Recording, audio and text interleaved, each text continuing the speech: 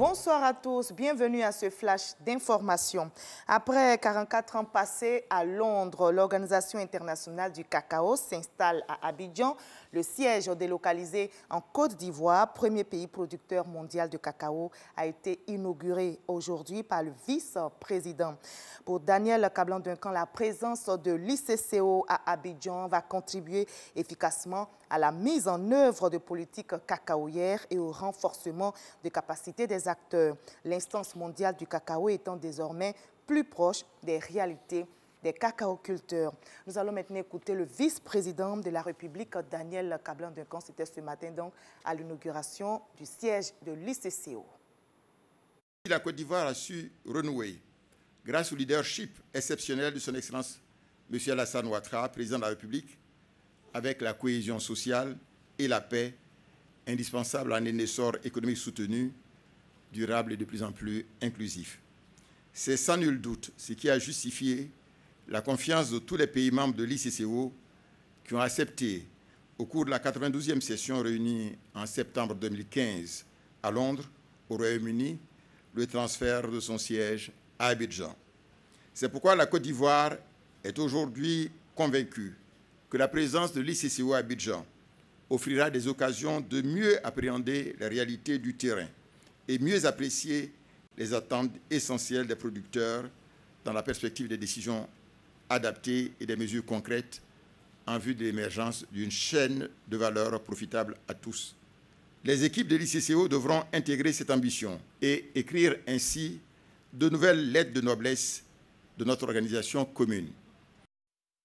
Et retenez que ce mardi 25 avril est consacré à la lutte contre le paludisme. C'est la journée mondiale aujourd'hui.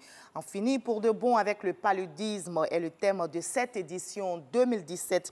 En Côte d'Ivoire, la célébration officielle s'est déroulée dans la ville d'Adiaké à l'initiative du ministère de la Santé et de l'Hygiène publique. Pour gagner la bataille contre le paludisme, l'OMS insiste sur l'importance de la prévention et de l'investissement. Je rappelle, l'organisation a annoncé hier l'essai à grande échelle d'un nouveau vaccin contre le paludisme au Kenya, au Ghana et au Malawi à destination des enfants.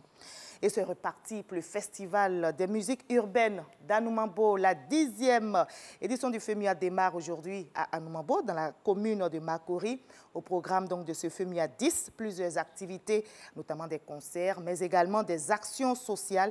Il est prévu la pose de première pierre d'une école et d'un hôpital à Anoumambo. À Makori également, un hommage a été rendu à Papa Wemba.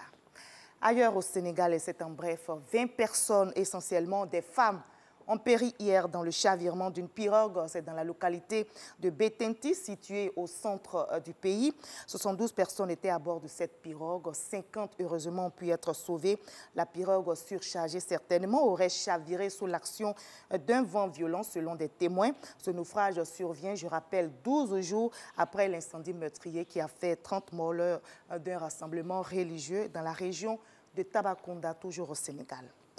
Et l'émotion était vive ce matin dans la cour de la préfecture à Paris. Un hommage national a été rendu au policier Xavier Chugelé, tué jeudi dernier dans l'attentat terroriste sur les Champs-Élysées, en présence de nombreux élus et de membres du gouvernement, ainsi que des 2 candidats qualifiés pour le second tour de la présidentielle.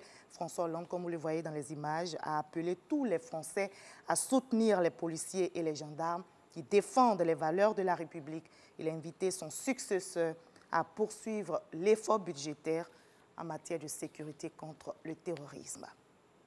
On se retrouve à 20 h, à tout à l'heure.